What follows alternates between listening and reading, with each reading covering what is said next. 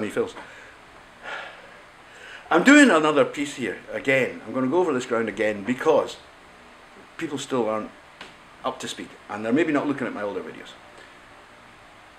There are 4 different types of people who wish to transition. Now that means to appear to be the sex that they're not, the opposite sex.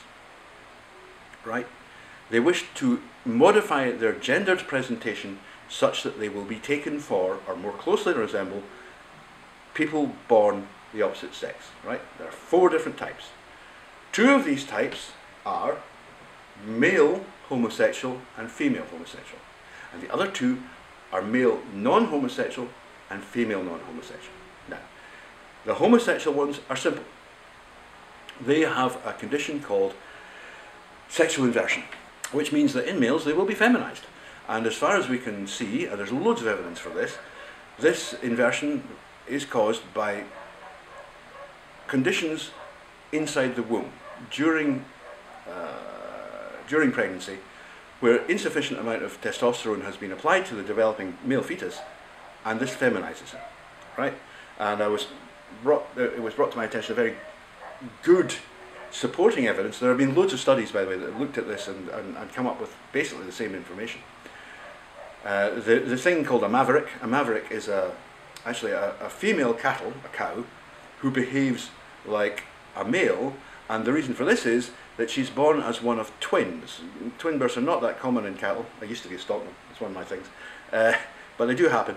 And where you get a female born in the same birth as a male, the female tends to behave like a bull, is very difficult to control, is very aggressive, because of the exposure that she had to testosterone in her mother's womb. So this is really a very well understood phenomenon, that testosterone, either excess or insufficiently, will cause differences in the adult.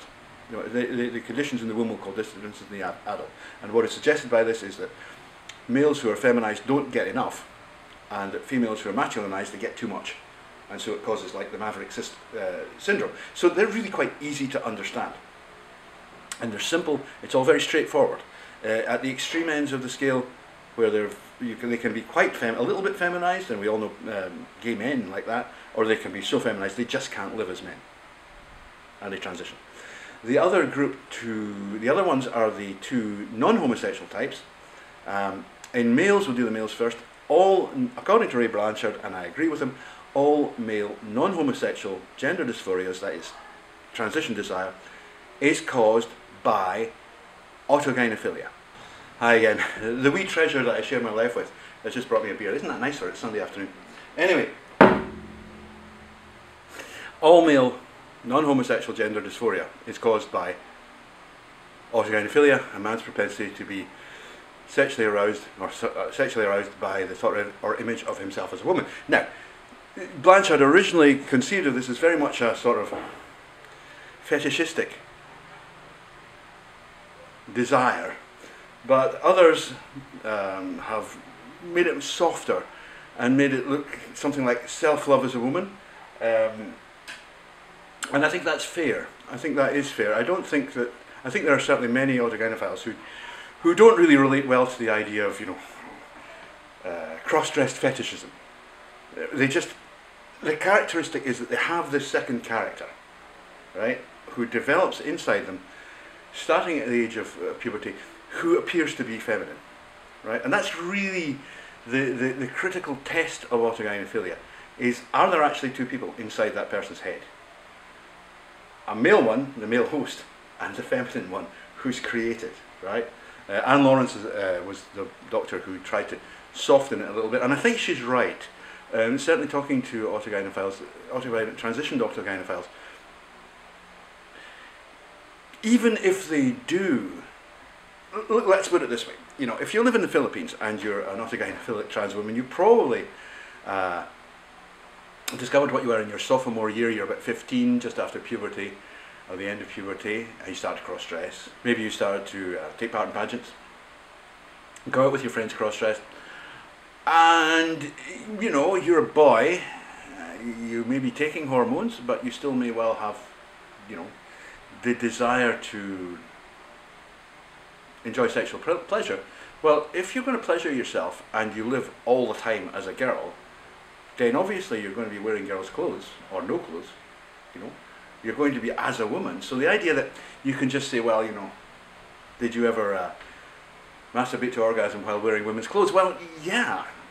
You know, how the hell else are you going to do it?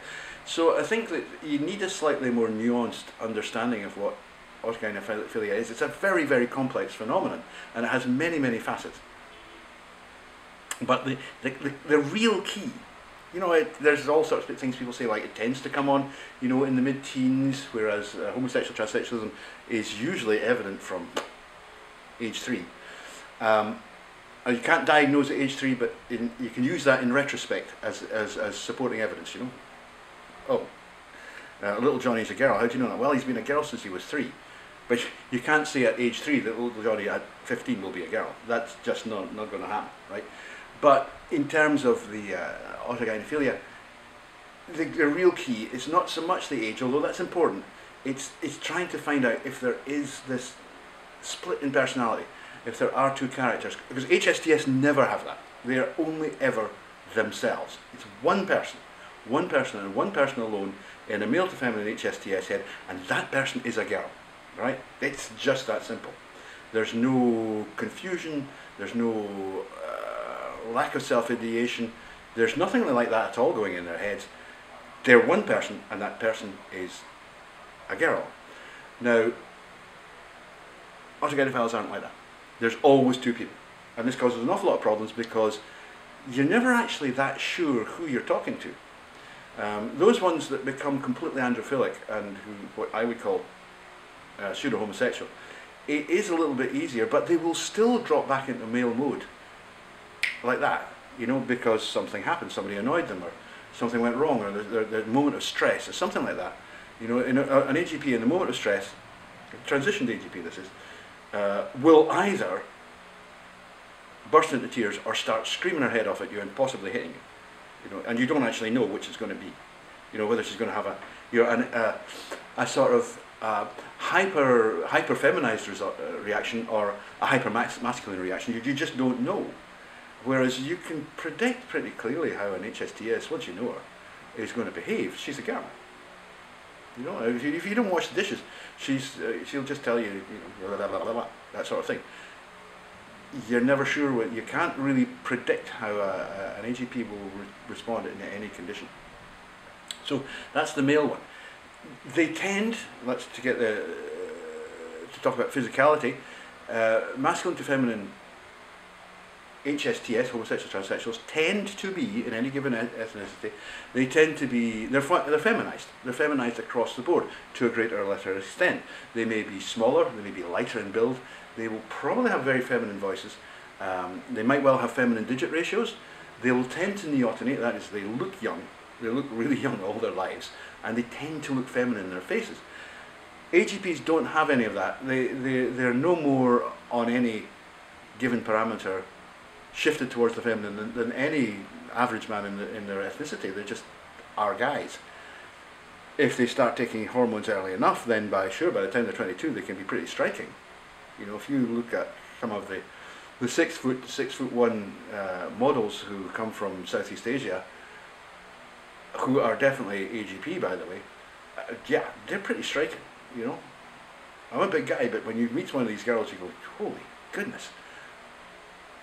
They're not HSTS, they're AGP. Now in females it's even more complicated. Until very recently, until about, oh gosh, I tell you, that would be about 2008, 2009, there were, I think, 3 cases of female non-homosexual gender dysphoria, transition desire if you like, that had been actually documented in the literature. 3 cases, worldwide. Now, today, there is an explosion of this. And it seems that non-homosexual female gender dysphoria is very much a social phenomenon. And because of that, it has been hugely exacerbated by social media, which has this echo chamber effect of focusing, you know. You get a support system in Southeast Asia, but it's not the same. You know, it's just not the same. I'm not sure I know any non-homosexual female transitioners in Southeast Asia at all. I'd be surprised actually if they exist. But it's becoming a Western phenomenon. And it's still something that we don't know very much about. It has been suggested that it could be called ROGD, Rapid Onset Gender Dysphoria.